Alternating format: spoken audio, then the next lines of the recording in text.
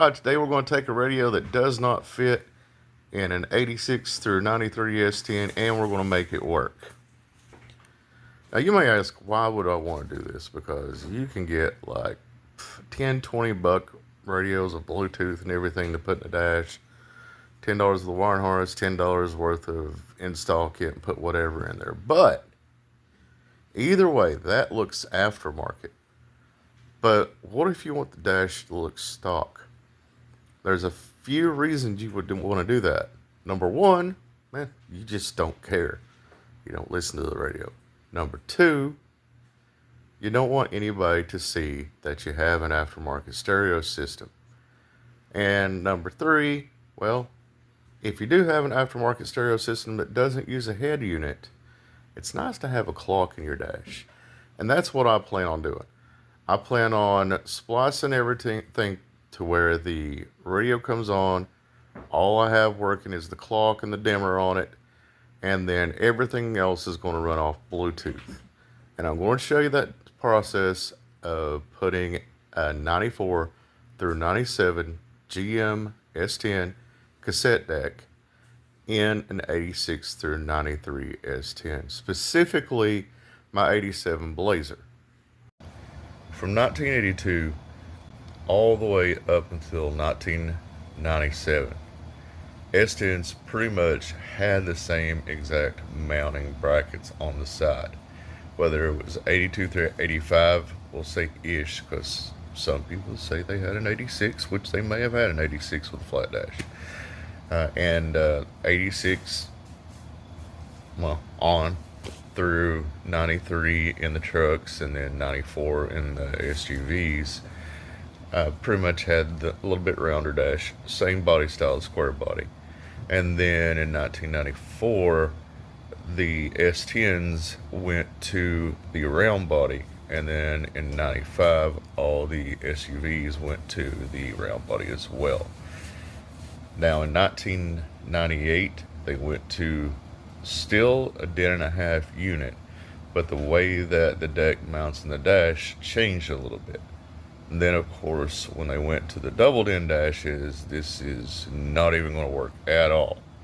So on a 98 through whenever year, 2002, 3, whatever, they changed the dash.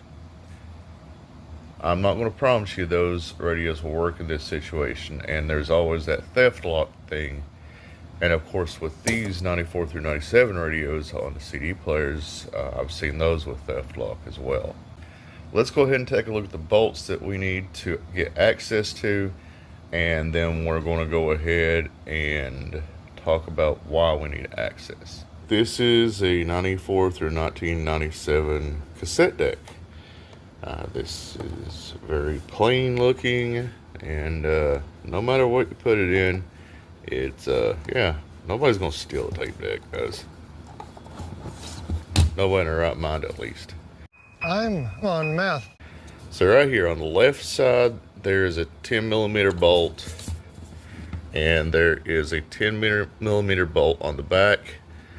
Now I've already had this apart because it's been a long time since I did this, I won't remember. And there's a 10 millimeter bolt here. I have no idea what size this is. This little plastic thing that inserts into the dash. Honestly, just use pliers on it. But this, I'm not even going to fool with. I'm just taking it completely off. I need access to this right here in order to put my left bracket on for 86 through 93, 4, whichever kind of vehicle you have. And then this one right here. Okay, that's going to be the right one for the factory. And I got a set of factory brackets I'm going to put on this, so it's going to look right.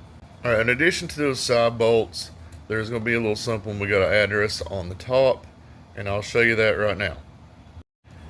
So on the top, we have these brackets, and if you know your 86 through 93 4-ish S trucks, the air conditioner vents are right there. So these brackets, they're not a big deal. You just go in here and fold them flat. These I do not remember, because the last truck I did this to was a base model, and I can't remember if I just gouged out around it, but I'm thinking where that little piece above the radio comes like this between it and the vents, I'm thinking maybe this just sits behind the dash. But nevertheless, it's not going to be a big deal if we clip these two pop rivets out. I mean, the dash will hold it in place if I do. Alright, since I already took everything off, this is going to be really easy. We're just going to take that nut off. Actually, we're going to take it all the way off, to be honest. And probably better you don't, because you'll lose it if you do. This one comes most of the way off too, just to give us room to slip this by, because if you see here, this bracket does not go all the way around. It actually just goes in a U shape around it, so don't have to fool with that. Now again, I don't know what size this is. Whatever size of deep well, looks like maybe 12, 13 or something. I don't know. I just took pliers and went at it. You're going to take that off like that. 10 millimeter here. This is going to come loose at the bottom, and I don't know if I can do this with one hand or not, but we're going to try. Okay, I'm going to have both hands to slide it down, so just give me a moment. Alright, there you go, y'all. Bob's your uncle. This little frame's off of it. Easy. Now, with this, I'm going to go ahead and take this screw off here. With this, I'm going to take this nut off. So let's go ahead and set it to the side.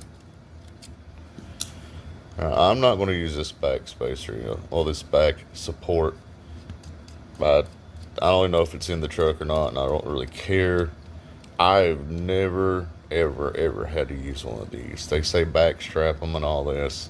Show me one installer that actually does that.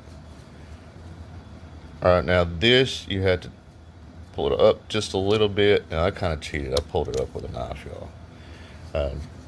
This is going to be a process. You got to wiggle this around till it comes down. I'll show you what it looks like when you get it out. There we go. And that little clip was, I don't know if you can see the little tangs on this. Probably not, but those little tangs sit down in these two little holes right here. And then you get those loose, you slide down, wiggle it back and forth, and it'll pop right out. And now you're ready just to put your 86 through 93 4-ish brackets on the side. Before I put the brackets on, I'm going to tell you all, I'm leaving it up to you how to bend these over if you want to do this trick. Simply because I don't know if you're going to use this as an actual head unit or just some kind of dummy panel with a clock.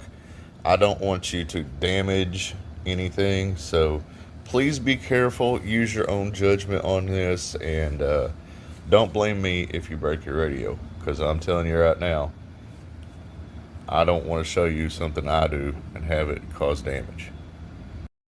Alright, let's give you a comparison of how this looks with an aftermarket deck kit and the aftermarket install kit. As y'all can see, this pretty well fits flush all the way around on the edges.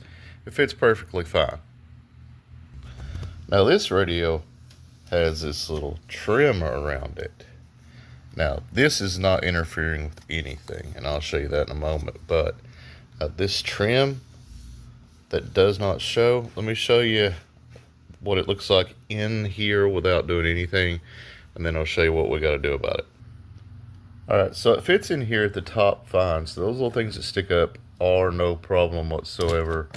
But the problem is this doesn't sit flat. As you can see, my fingernail's trying to go under it here, whereas up here I can't get my fingernail under it. And the reason that the little nubs at the top aren't a problem is because I was right. This is kind of recessed up here, and there's not really anything to stop it. So now I'm going to go ahead and trim this out. I'm going to start with just the corners to see if that'll let it sit flush, and if that doesn't work, I'm going to come down here and cut all this off, check it again, then we'll just cut everything we need to until it fits. All right, now I'm just going to start right here, and y'all probably want to use something bigger and better than this. I'll cut this corner off, and then I'm going to cut